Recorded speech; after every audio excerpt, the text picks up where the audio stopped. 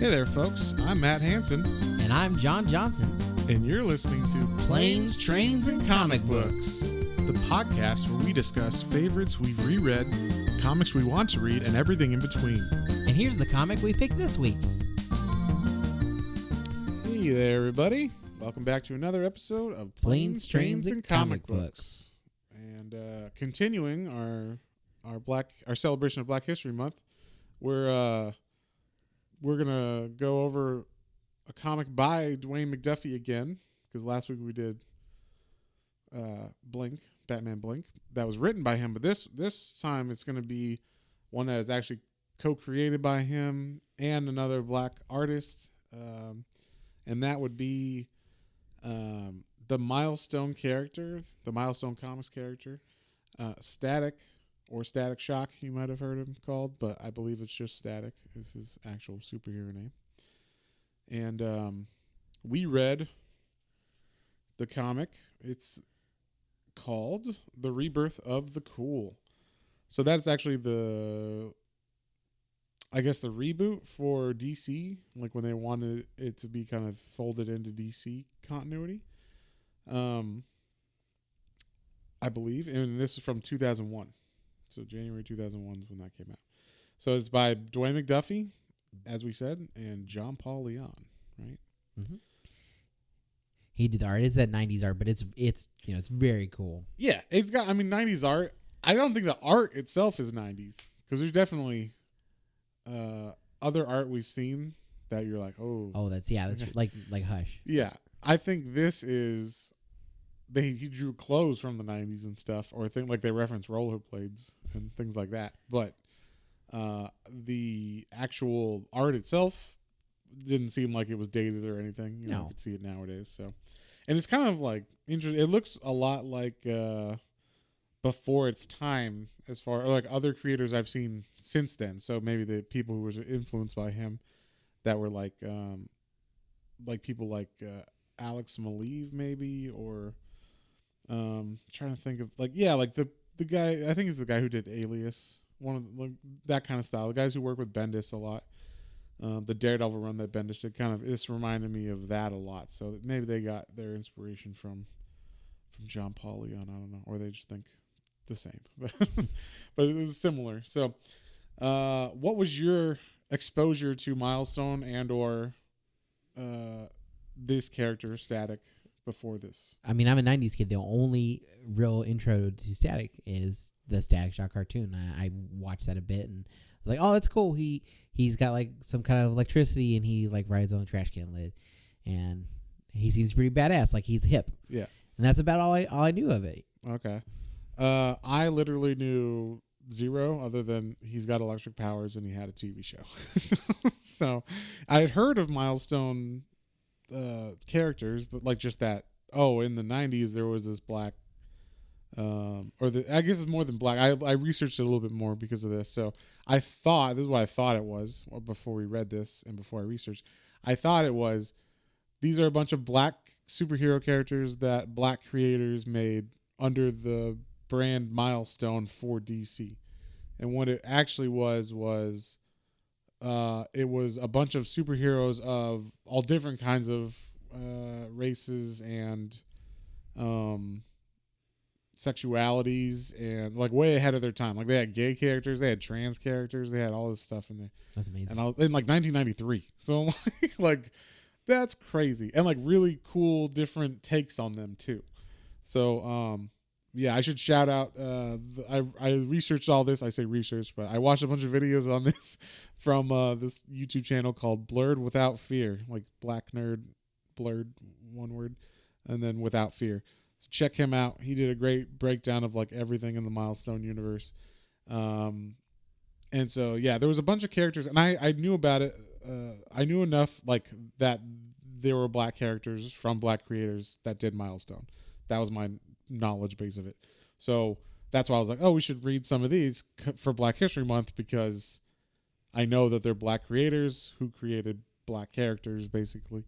But that was not fully correct. That was just my interpretation of what someone told me some time ago or whatever. So, but I'm glad it was actually fleshed out by Blurred Without Fear. So, But yeah, so this character is basically like he's a Spider-Man type of character. Like he's not at all like that. Like his life isn't like that, but he's like a cool version of Spider-Man. Like where Peter Parker is, I'm a nerdy, but I also am Spider-Man, and I have all these like, Aunt May or whatever.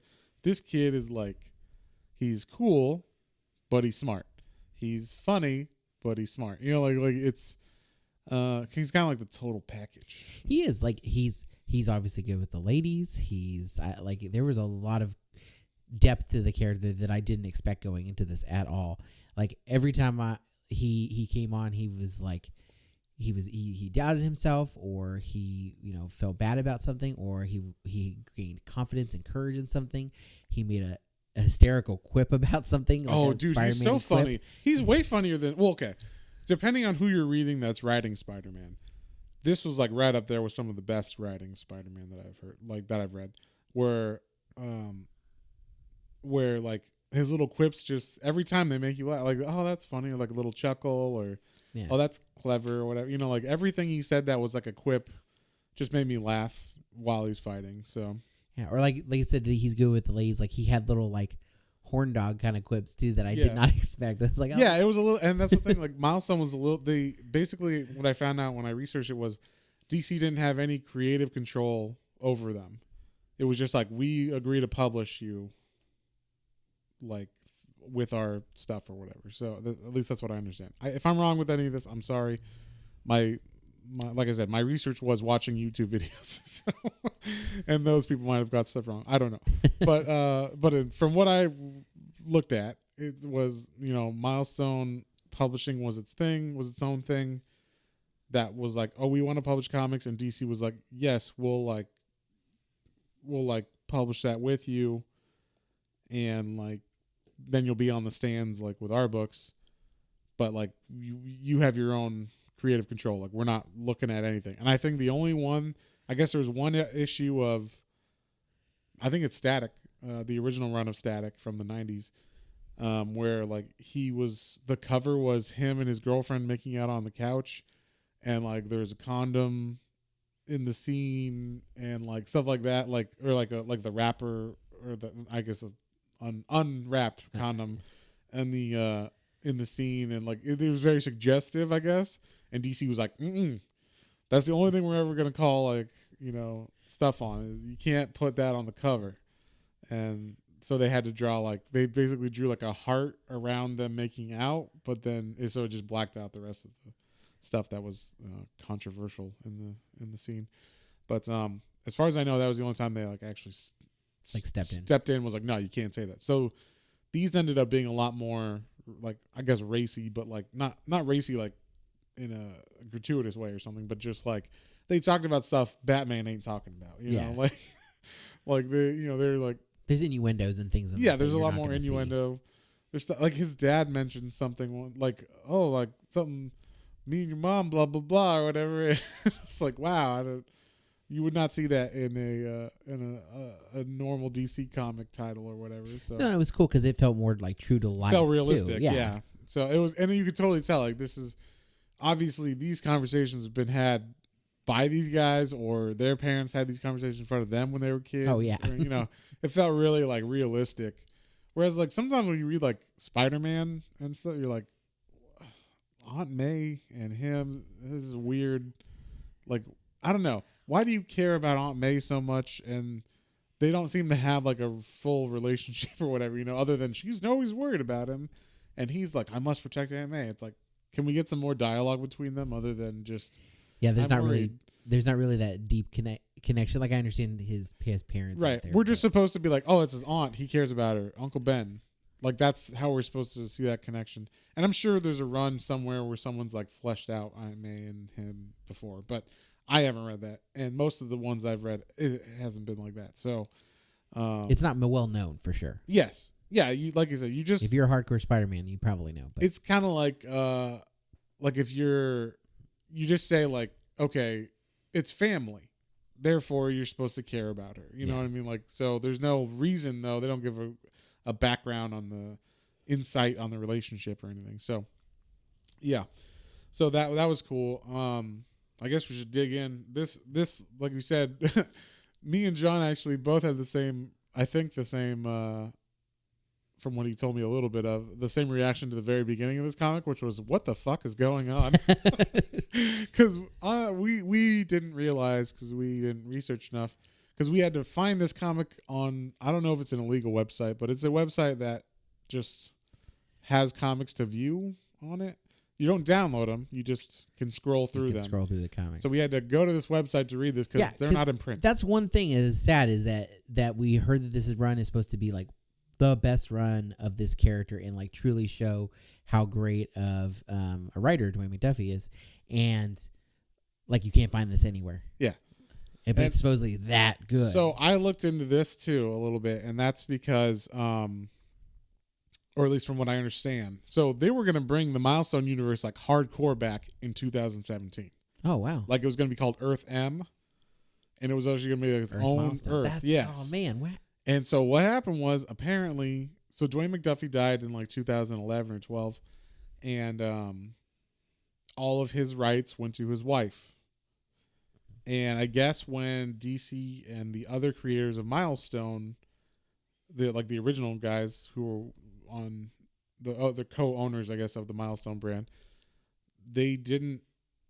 Something happened, and they either didn't include her in that talk or whatever, or the hey, we're gonna do all this stuff, and then she heard about it or something and was like, wait, what? No, like you guys have to pay me now, and that's the kind of stops this whole thing in its tracks. So, from what I understand, it was just kind of like someone got left out or wasn't included in the figures of payment on things, and then that changed. Okay, now we can't do this. Well, yeah, because, that'll do it. I mean, you know, doesn't matter if he's not. I mean, if someone owns the rights in it, I mean, especially if it's his wife, it's his widow. Like, so come on now. Yeah, so, you know, I don't know what happened. I'm sure it wasn't like on purpose or whatever, but it's just like, you know, but definitely in a business transaction, if someone who wasn't considered at first in the payment of this whole thing is now 50% owner of the payment of this whole thing, that's a big stepping stone you're going to have to, you know, overcome. So I'm sure it will happen eventually and people will come to terms with whatever, but right now it's not happening. So, but yeah, so what we found out was this comic was, like I said, from 2001. So this is the reboot, or not reboot, but like I guess it would be called Volume 2 of Static Shock, or Static. This one actually says Static Shock on the title. So, and I guess it was going on, maybe this is like the year after the show was on. So it was definitely trying to take from some of that. And they even have him, I don't know if you noticed in the, so his costume isn't the same in the comic book as the show, but in this, he was in like a mall that gets attacked, and he's like, oh, I don't have my costume. I'll just throw this stuff on, and it was like what he wears in the cartoon show. Yeah. And I thought that was funny. I was like, oh, that's cool. They're like referencing that or whatever. But yeah, so I guess we should just start from the beginning and just kind of work our way through. But yeah, what were you confused the most about when you started reading this? The thing I was most confused about is honestly what we have talked about before, and we probably should have known going into this, is that a lot of DC comics that you pick up that are later comics expect you to know the entire backstory of what happened the last like 10 years of this character. That's what, like, literally I started reading the first page and I'm like, what the fuck is going on? Like it just throws you in the middle of it. And it was like, okay, I get like the basic plot. Like the beginning is just, okay, first off it starts, the first the text on this thing is a text box, and it says the city of Dakota. Okay. So either if it's a city of Dakota, then it's, you know, a world that we don't have right now that I know of. There's no city of Dakota that I know of. And it's like a big city. So it's not like some middle. Yeah, it's kind of Chicago-esque. Yeah.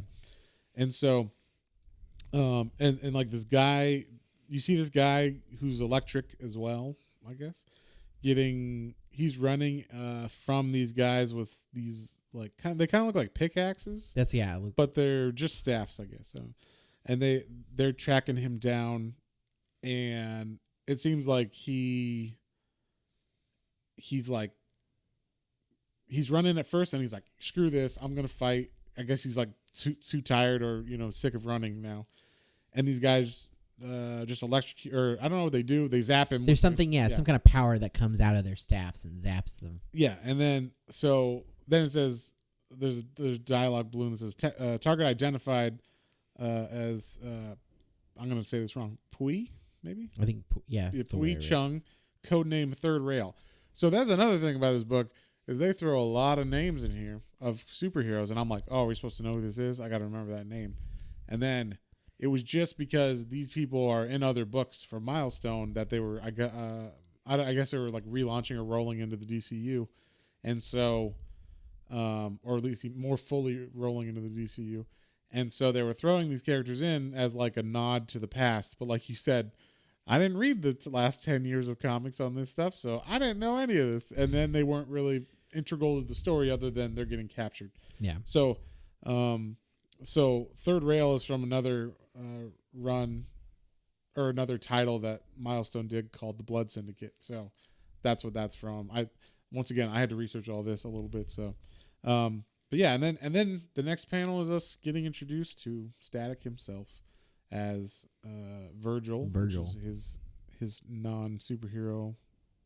This is his Clark Kent, I guess. He's not pretending to be Virgil, but yeah, he's just Peter Parker. There you go. Yeah, he's Virgil Hawkins. So yeah, and it's just him hanging out, talking to a girl on the phone. You find out like basically he's not Static anymore. Yeah. So he's given up the mantle of Static. He's given it up. There's something that happened, and and you don't know what it is. Like he's just like, yeah, I don't. Summer's been busy. I don't got time for that anymore. And her name is Frida Gordon, who is, I guess, like his best friend. I don't know if it's his best friend, but it's a really good friend. Definitely really good friend. Yeah. And so, that was the other thing. So they call these, they mention bang babies. That's what they call superhero people in Dakota. And I guess what it is, so at the beginning of the Dakotaverse, like in the first pages of, I don't know what it was launched first, I guess Blood Syndicate maybe or something. There's like people in I don't know if it's a riot or if it's just like a protest. And it's a bunch of like a giant, think like Occupy Wall Street or something, right? So there's like a giant protest or riot happening. And the police come in and then they shoot this new tear gas that they've been given that has like a mutagen in it that they didn't know. Like it's a new formula or whatever. And that formula had this, it's called Q juice is what they called it.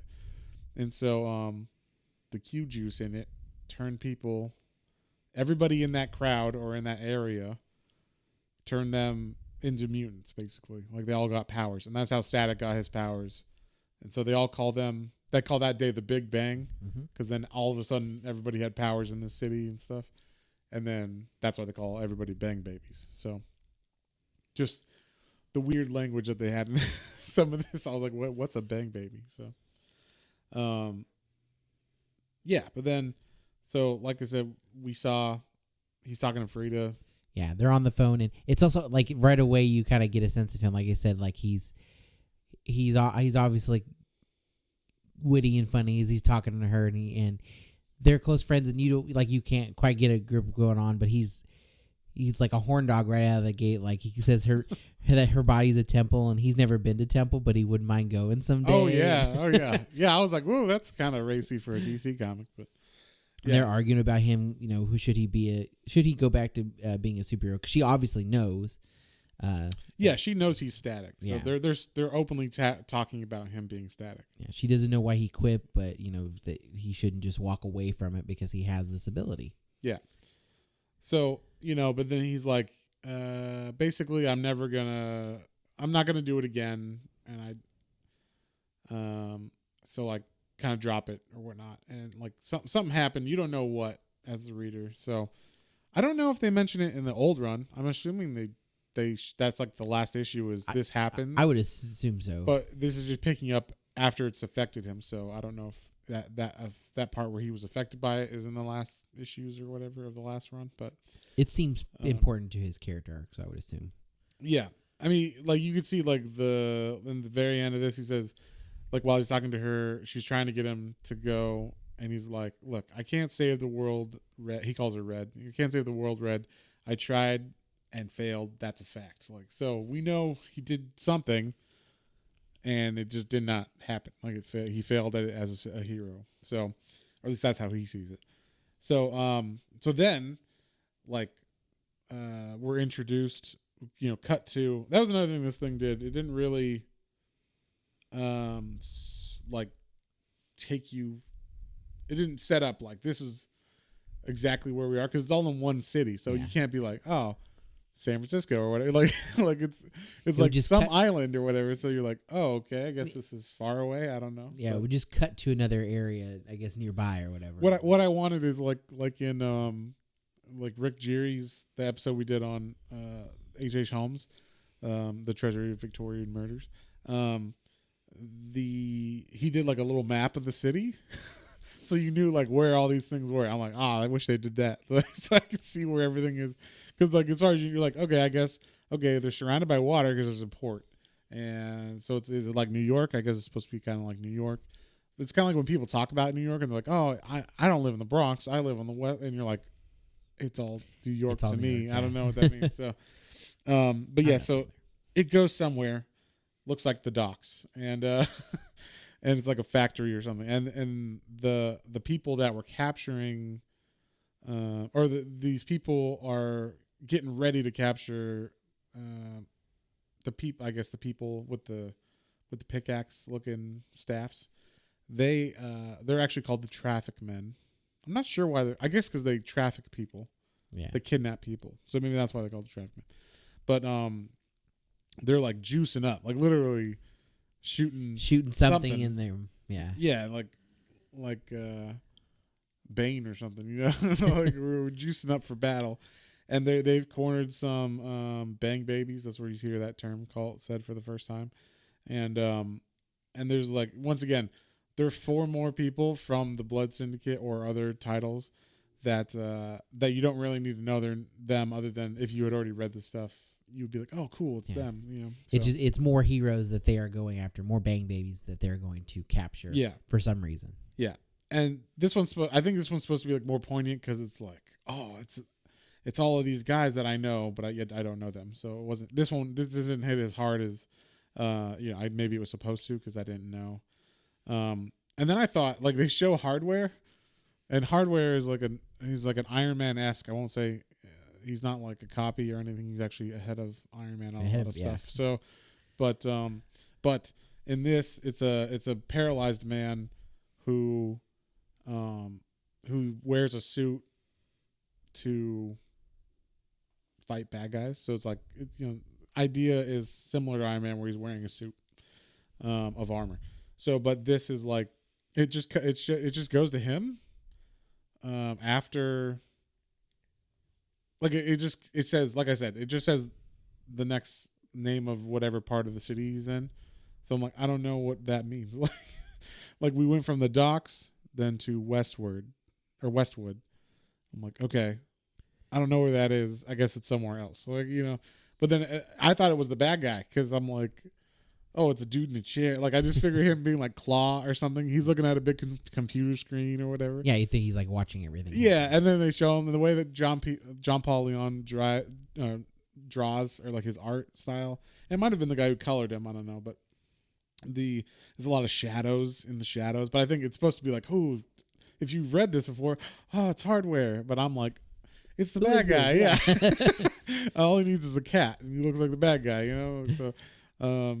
Yeah, so I didn't get that, but one thing. So that's the introduction of Hardware, who's another character, like another series title that they had at Milestone. So he's actually prominent in this. So Hardware is the first person that is actually like in this comic book that we read. And he'll see him going forward. Yeah, he's very like intricate to the story. So that was cool. Like he's introduced. And then one of the things I didn't know about Static Shock is that he's a nerd, which is cool. Like, and not like a nerd like Peter Parker's like a science nerd, which is like, I guess that's what they thought of nerds back in the day. It's kind of like this is my problem with the what's that show? Big Bang Theory. Yeah. All right, when people, it's like people who aren't nerds writing nerds. They they're like, oh, like you love science and stuff. I'm like, all of my friends are nerds, and we don't talk about like wormholes or whatever. Like, I don't know. They just think it's all like, what's the guy from Futurama, the professor or whatever. Like they all think that's a nerd. I'm like, no. A nerd is someone who really, really, really, really, really likes X or whatever, like anime or it's like books. a specific type of nerd. It's like I like Star Trek, but I don't like Star Trek so much that like I like learn all of the like science in Star Trek to understand what they're talking about or speak Klingon. Yeah. Like, but I like Star Trek. Right. Yeah. So there's different levels of nerddom, but also not every nerd knows like, the every number to pi or whatever, you know what I mean? Like that's what they make it seem like, oh, that like and that's how Peter Parker is. He's a nerd, but like he's just a science geek or whatever. Like he's just into science. That's fine, but like he doesn't like any of the other stuff that has to do with nerddom as we know it now. Like the common parlance of nerd means, someone who likes comics and movies and, pop culture and anime and whatever, K-pop and all that stuff. So like that's why this was fun, because it's like obviously he's playing video games with his friends. Dwayne McDuffie's like, this is what a nerd is. He's playing games. He's in a place called Fandom's Lair, which is kind of like Dragon's Lair, one of our local comic book stores. It says comics on it, they're definitely, they're playing video games. It looks like they're playing a Dreamcast, which, that's a brand new thing back then. So, but yeah, like they're playing their stuff. And it was just nice to see like, okay, like this, they know what a nerd is or whatever. If they're going to do like I feel represented. Yeah, exactly. Exactly. Representation is important. And nerd representation is important. So, and this is where we get introduced to the weird like love triangle that's going on, but no one knows it's going on, which is Virgil or Static has his friend Frida, she likes him, you find out, which you kind of see in this, but then Virgil has a girlfriend.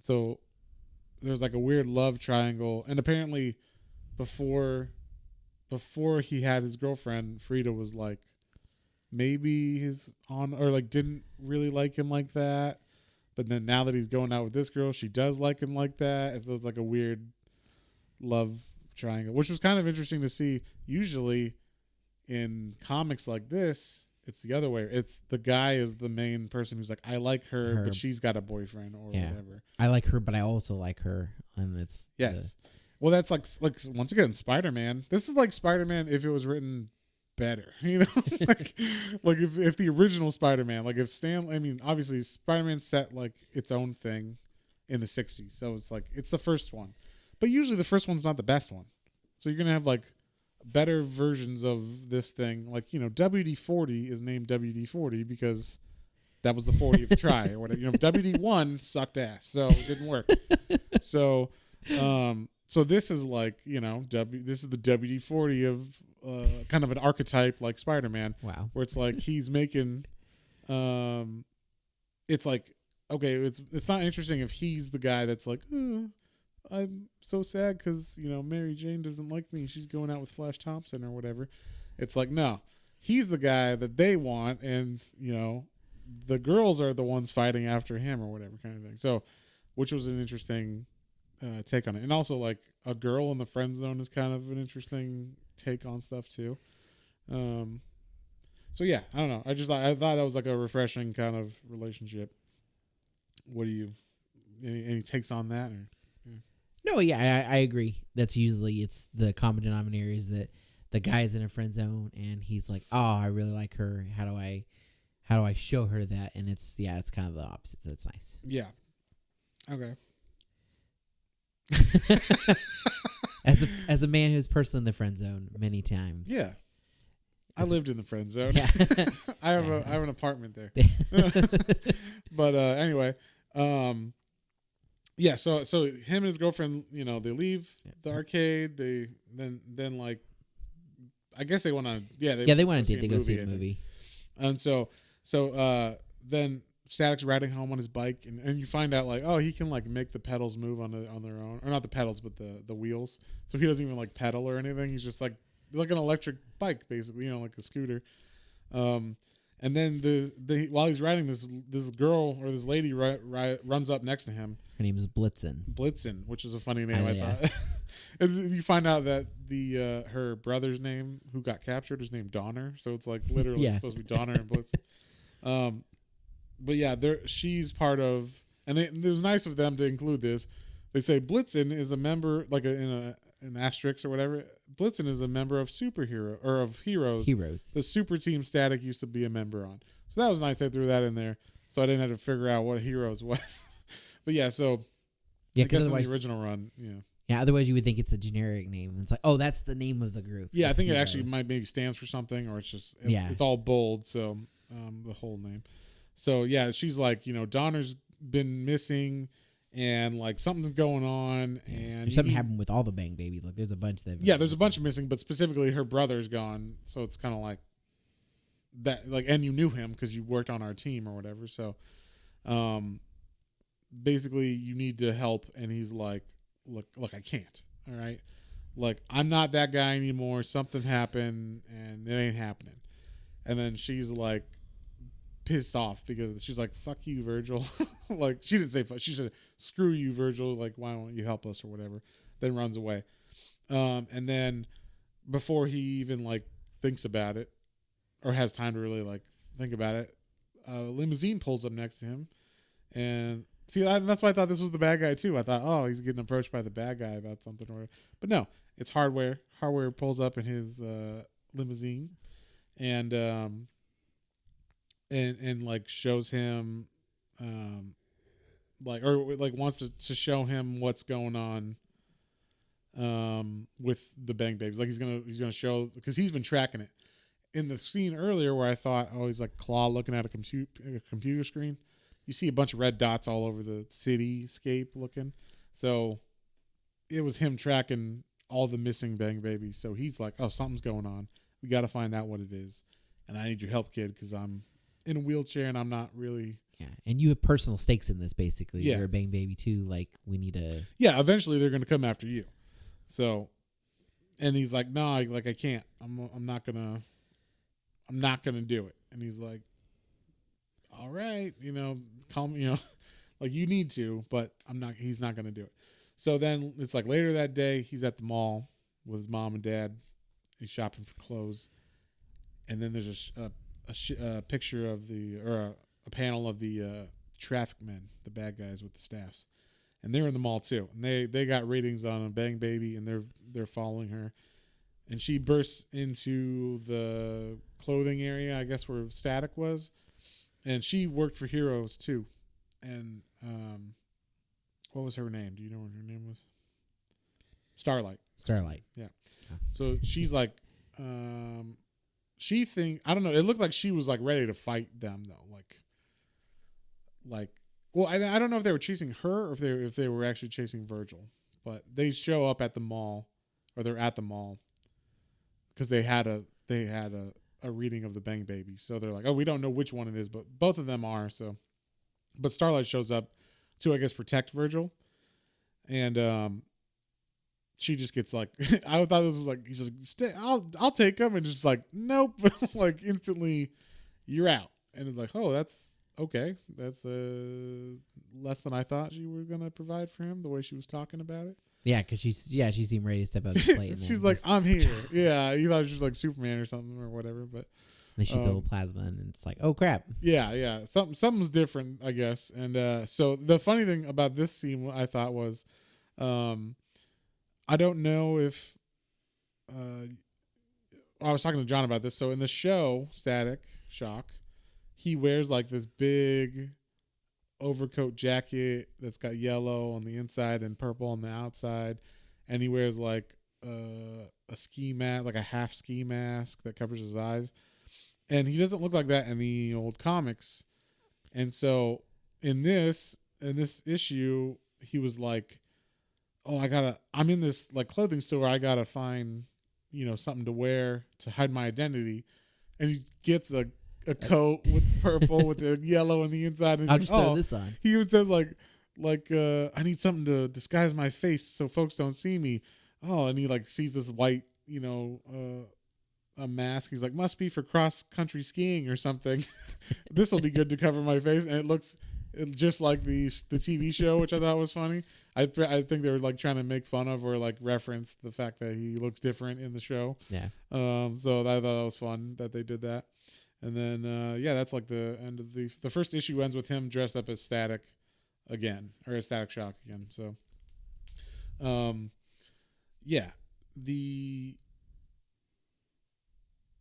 that issue was pretty like straight.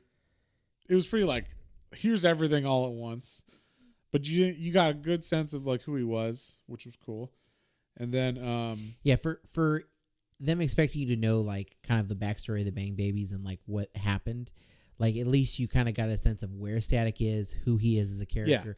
And at least they didn't expect you to know him like that, because they're like, I'm assuming, I'm sure they know in a number one issue, it's a bunch of new readers picking it up. So you can't be like, they'd be like picking up Spider-Man or something and being like, oh, my Aunt May, blah, blah, blah. And you're like, who's Aunt May? Like you never see her. He just talks about Uncle Ben and blah, blah. You don't know anything about their backstory. You don't even know he's bit by a spider or anything. So, so that was kind of cool that they actually included all that in it, which is, of course, Dwayne McDuffies great writing on it. So,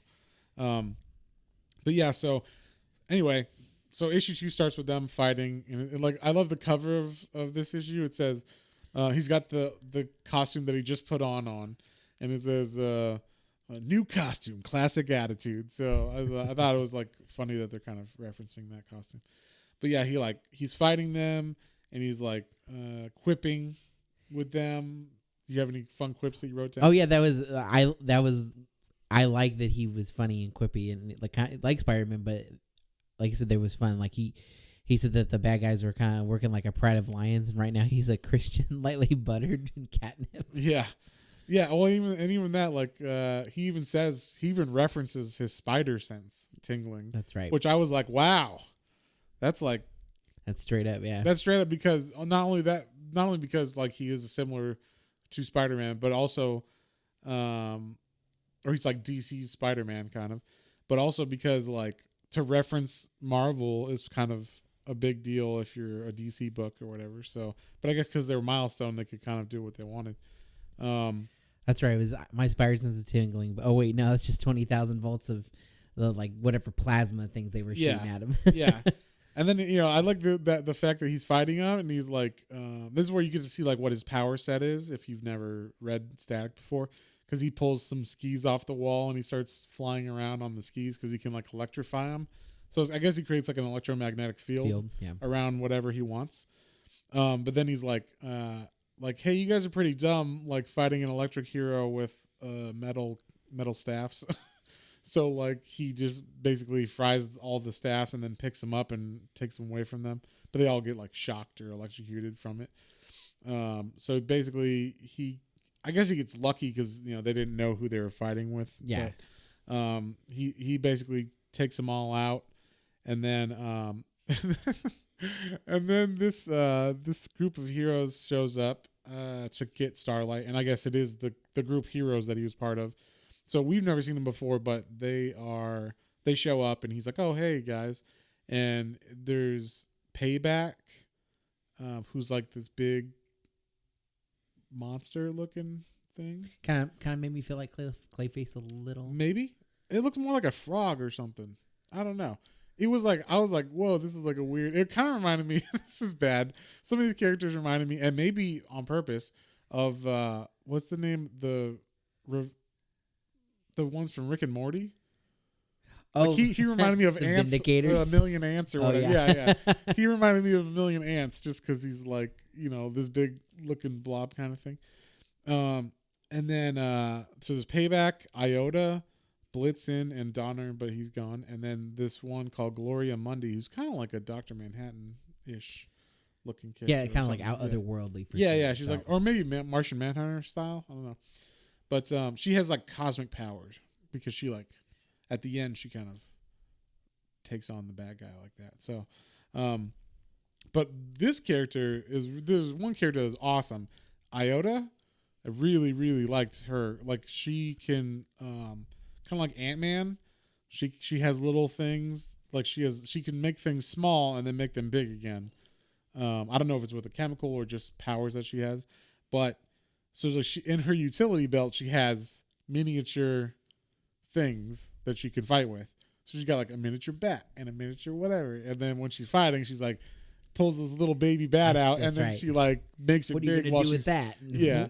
And so I thought that was fun. I thought that was a really cool take on like Ant-Man, who doesn't really do that while he's fighting. I mean, he makes himself big and small and he has control of ants, but he doesn't like, while he's fighting, hasn't like shrunk or enlarged stuff that he's using as weapons that I've read. At least I haven't read. Not in the comics I remember. In the movie. In the movie they do that with like the building and the truck. Well, he does that with in the movie he's got those little discs that'll shrink or embiggen stuff. Yeah. It's embiggen. I assume that's a word that Futurama used to, or that the Simpsons used. But yeah, in the movie they do it a little bit more. But yeah, it was a cool idea and I liked it a lot. And yeah, I don't know where her name is from, like what it's referencing. Iota, maybe it's like one iota, like the smallest thing, because she seems like a small person too. Like she seems short, so maybe that's why she named herself that. But anyway, they're like, you need to help us. You got all these people are attacking, and you got to help us. And he's still kind of like, nah. Let me think about it. I don't know about that. Yeah. And then the trash men realize that they're beat, so they hop in like traffic men. Pardon me, trash men. Traffic men. They hop in like this portal kind of thing, and yeah, like a portal appears, and like we gotta we're get out of here. Yeah. And and then one of the things I liked about this is the things that you don't get to see too often in like a Spider-Man or one of those kind of comics is, it's like when he's out of the store that got attacked, his parents are like, oh my gosh, I was so afraid, I saw the explosion. And then like, they're walking away and his parents are like quipping to each other and talking, and you get to see like their relationship a little bit, and it's funny. And even John was saying like, oh, he's a horn dog. Well, like his dad yeah. His dad's talking, he's like, they're like, oh, he's fine, he was in the explosion but he's okay, he even got a new jacket. And then his mom's like, he wants to go see his girlfriend, and his dad says, makes sense, explosions make me horny too. And then I just thought that was funny.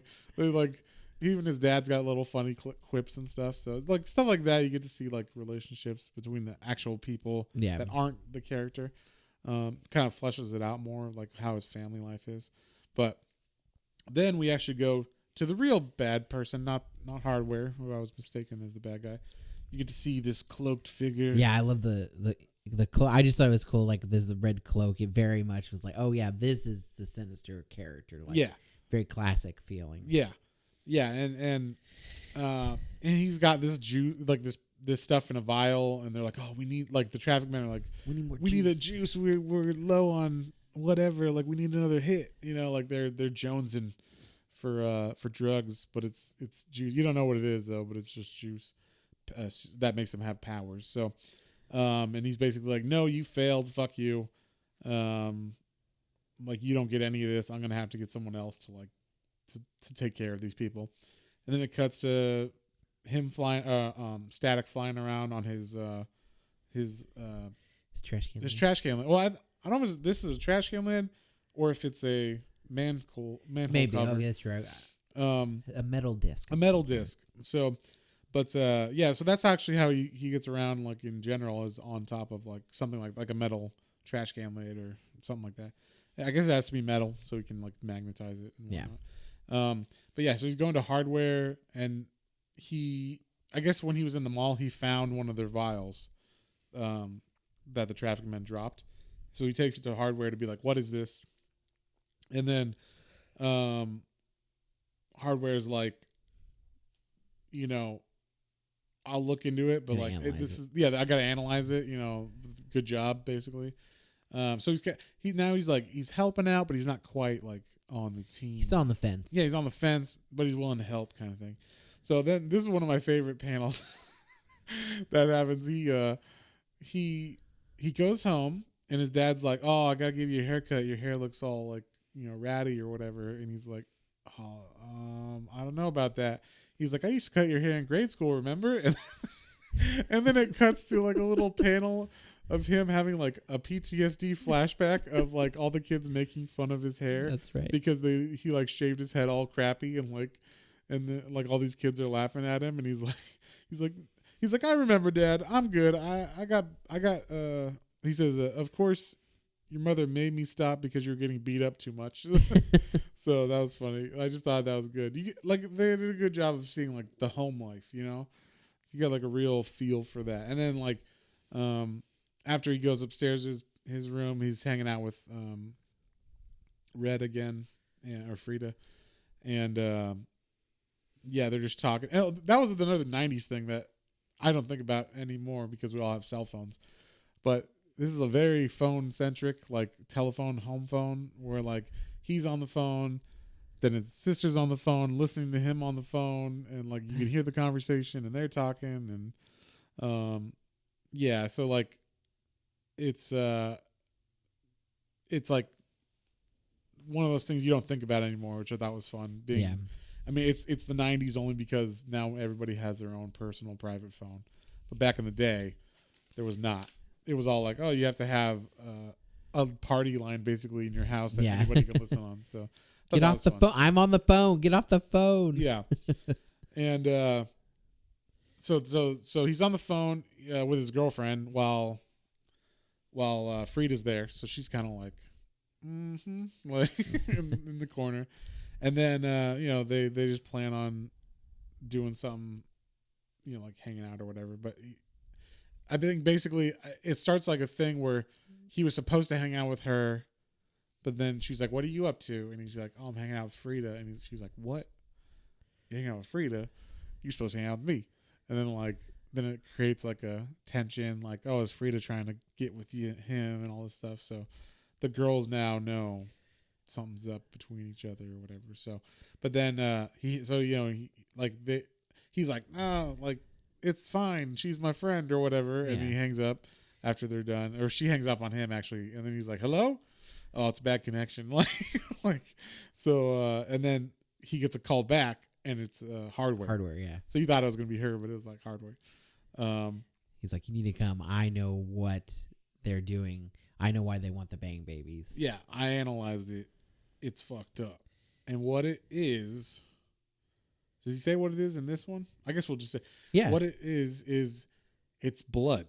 Yeah. So the juice that they're injecting, which is gross, is other people's blood. It's bang baby's blood. Yeah. It's other heroes' blood. It's other mutants, or I don't know if they're all heroes, but yeah, definitely other bang baby blood. Yeah. He says they're basically either grinding up something of them or taking it out and turning it into a drug to make you have like some kind of powers for a limited time. Right.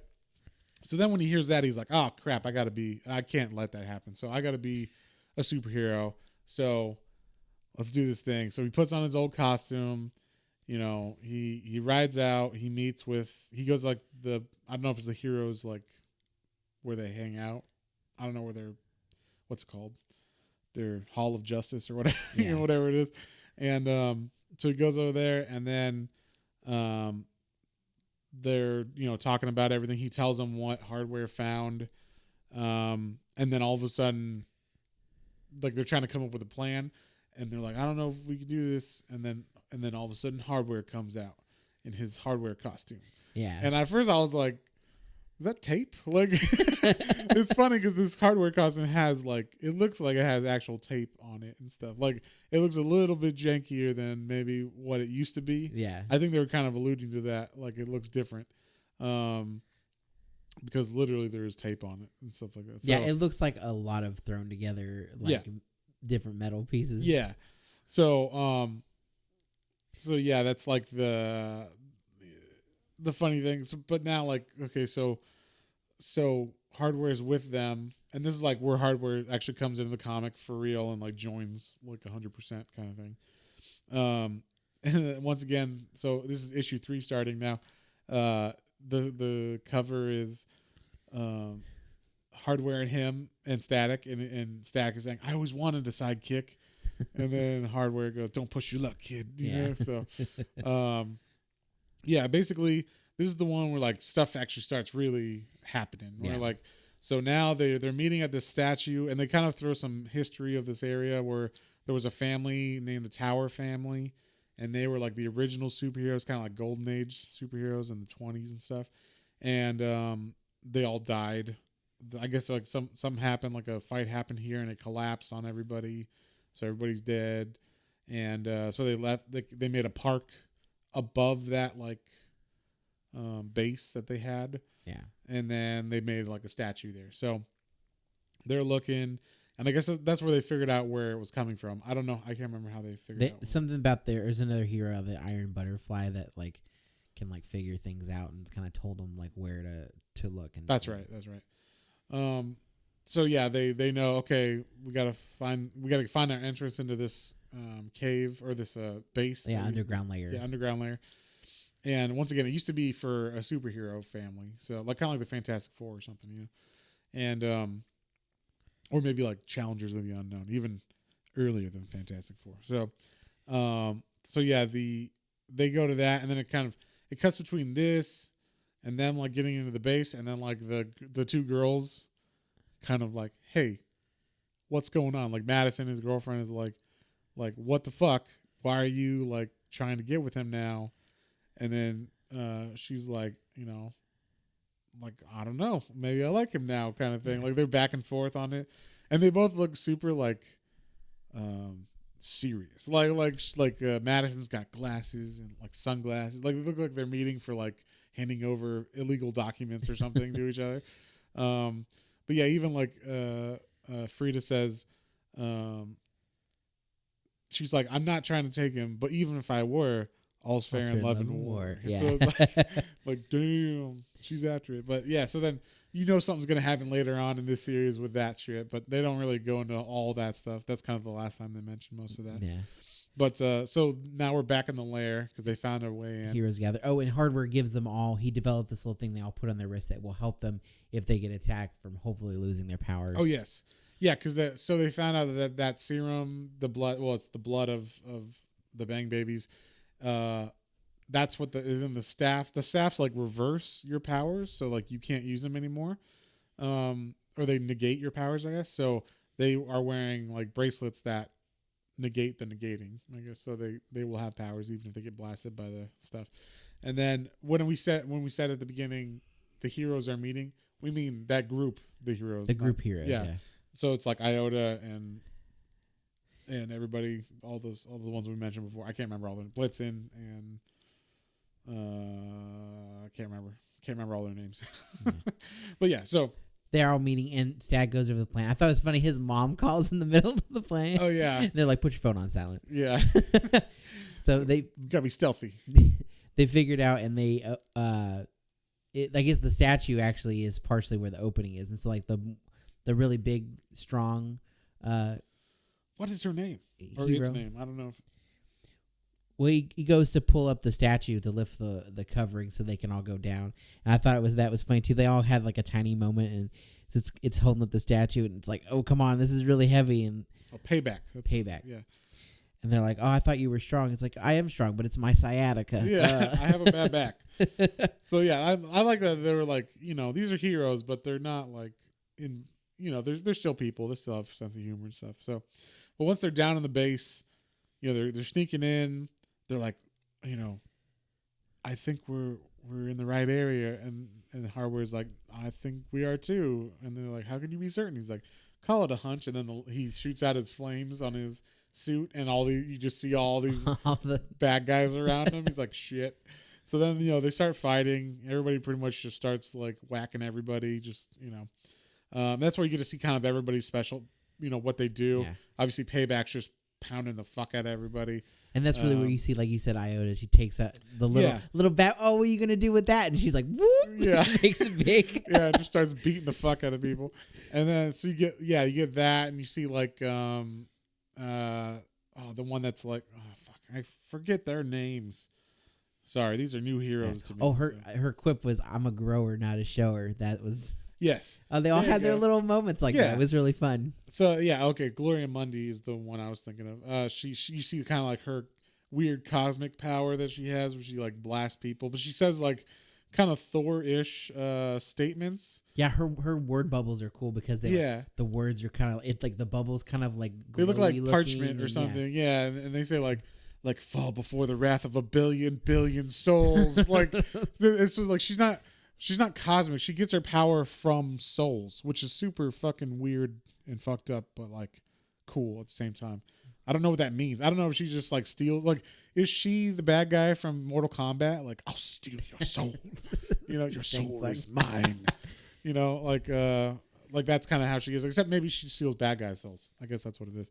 But yeah, you see Hardware just like shooting people, basically just blowing shit up and shooting stuff. So they're all fighting.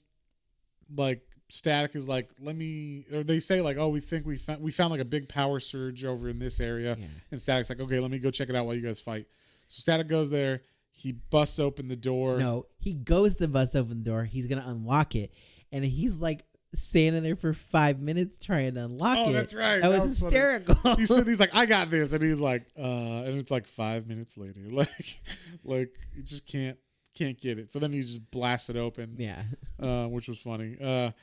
Yeah. So then when he opens the door, you just see this like room. It kind of looked like an It when they get to his little lair, and all the bodies are hanging all over the place. Like, yeah, that was like, it was kind of like that where there's all these hero bodies. You see a bunch of people that we didn't know at the time, but after I researched it, see all these people from like Blood Syndicate and whatnot. And they're being drained of blood, like while they're alive. Have these tubes hooked in them. They're all like hanging from like metal devices in the ceiling. Yeah, it's kind of like Alien, where they're kind of plastered to the wall, but they're not plastered. They're just hanging, but something's holding them up. But yeah, like they're all just lining the floors and walls and everything. And so they see this, or he sees it, and he's like, "What the fuck?"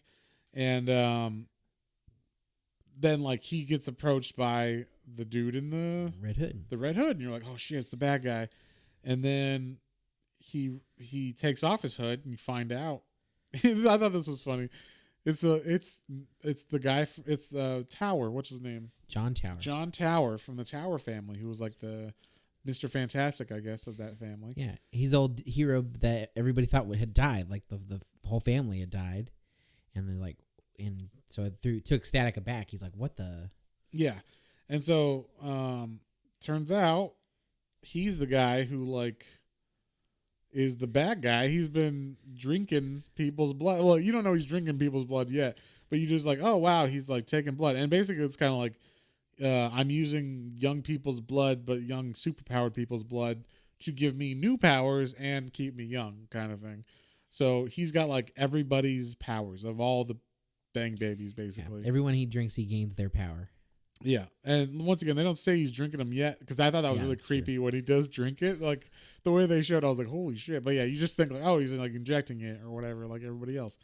But then, this issue ended like way crazy because he's talking to Static and he's like, "Mr. Tower" or whatever, and then Hardware bursts in and was like, "I got this one, kid," and then fucking Tower just blasts Hardware in half, and I was like, holy shit. Yeah, holy. Like they just killed Tower, or they just killed Hardware. That's crazy. Like and they actually show like his body in half, like his armor body in half. So you just think, oh wow, he just killed Hardware or like, something. And Yeah, I don't know about you, but I thought that was super like, what? It was, and it was crazy because at first I also was having a hard time. I know that he's like the main bad guy, but I was having a hard time taking him seriously because he's got like looks like a rubber suit and like a fire extinguisher on his back. He had a very alive. he had a very like a 1950s or like 40s adventure / superhero costume. Yeah, that he was still wearing. It's the same one he wore back in the day, which I thought was funny because he's like old now. He's like, let's see if this fits. Like, zipping it up. It's like, you're not the same size as you were. But yeah, it's kind of funny. But then he killed him. I was like, holy crap. Yeah, and I was like, oh my god, he killed him. And so yeah, like because of that, Static's like, I'm gonna get you, and he like zaps at him. But the dude's got so many different powers. He towers like just makes a force field, and then when he does that, he's like, I guess I don't have to wear this like disguise for you. You're like, disguise? Like he took off the hood. Oh, that's right. And then he like pulls off his skin, I guess, like his old man skin, and he looks like, I don't know, like a concrete human. Some kind of he's got red eyes. He's got like rock kind of skin looking, like white like skin that's got all these cracks in it and everything. Yeah, and he stood there and he's like, you can't defeat me. I have, and he goes through, he's like, teleportation, energy projection, pyrokinesis, flight, weather control, shape shifting, and he just like listing off all of the things he can do. Teleportation. Like, yeah, like he does all this stuff while Static's like flying around trying to get him. Telekinesis, all that stuff. And he says like, oh, they didn't just heal me, like his powers or the blood from them didn't just heal him. They changed him, so they actually made him like not human anymore, whatever he is. I don't know, but so Static's trying to fight him, and it ain't going too well. But he manages to free one guy named Sam. I always want to say Samwise. It's Wise Son is his name, and he's actually a member of the Blood Syndicate. So he's like one of the leaders, I guess. So yeah, like Sam. Samwise. I'm gonna say that every fucking time. Wise Son gets out of takes the pipes off of him that are draining him, and he like grabs the guy before he was about to get Static, and then he just throws Wise Son across the room, and this is where you see he drinks it. He's like I'll never let you go, like to Wise Son, like, I need everybody's blood here. And he just pulls a cup out that's full of, or he like fills the cup up with blood. He just fucking like pours it down his mouth. He's like, ugh. And then so Static's fighting him, and like he's like, oh, this isn't gonna work. Like he's got way too many powers. This ain't, like, I need help. So he goes back to where everybody else was fighting, and he also he thinks Hardware's dead too. So he's like, fuck, this ain't gonna work. So he goes back to where everybody's fighting, and like all of a sudden he gets surrounded by the traffic men, and then all of a sudden Hardware shows up, and you're like, Hardware, I thought you were dead. And then it turns out, no, that was just a robot. He's this. My legs are broken. Remember, dummy? Yeah, like he saw me in a remote wheelchair. Controlling it from his little place where we saw him originally. He's like got his screens and he's controlling it from far away. He's remote controlling. Yeah, he's like remote piloting it or whatever. So, of course he is, And so he's got a new suit that flies through the window, and he's like, "This is my second suit. This is my last suit. So don't fuck this one up." So then. He's fighting with everybody again. They all beat the traffic men finally. And then they're trying to figure out what to do. And Static's like, I got an idea. I'm just going to talk to him. Like, appeal to his good nature. I'm just going to, he was a hero once, so he must have that in him still. So let me go talk to him. And he just like walks into the area and he's like, hey. He's like, oh, you're here for a fight? He's like, no, I'm not here to fight. I'm just here to like talk to you about this before you turn us all into your blood supply. And the guy's like, this is one of my favorite scenes. He's like, Static approaches him and says, I'm tired of hiding. I want to talk. And the bad guy's like, talk? And he's like, yeah, talk. Is it an appeal to your better nature? And then the bad guy goes, interesting. You do remember that I want to drink your blood. But that was a great panel. But yeah, so then he's talking to him and he's trying to like you were a hero once. Like that must have meant something to you. You must have had values. You should like what made you do this, and like there's got to be some good in you. And then he's like, it's not gonna work. It's I need this blood it's gonna happen. Like I'm never gonna give this up basically because I need it to live and that's all I care about. And he's like, okay, well, I guess we'll have to take care of you. And he's like, and then it turns out Static had gone back and like disconnected all the heroes that were in the bloodletting room, and so they're all like ready to go now. It's been like 10 minutes or whatever since he's been talking, so they've gotten charged back up, and there's just this awesome panel of like I don't know, 50 plus heroes like running out, and just like attacking him. So like, and then all the blood syndicate, it looks like everybody that you would want, I guess, attacking him. And so big fight with him. Then that was the only thing I thought was kind of like, oh, they took him down pretty fast. But I guess technically it is all their powers against all their powers. So I guess it makes sense. But yeah, so they're taking him down, and then so they beat him, and they're like, okay, like what happens to him now? And they're like, don't worry, Gloria's like absorbed his soul into her like power source or what, I don't know what it is, like her billions of souls that she has that she can draw power from. She's like drawn it, and she even says like, within me lies the memory of billions of damned souls. There is certainly room for more. It's like, Jesus. So that's what happens to him.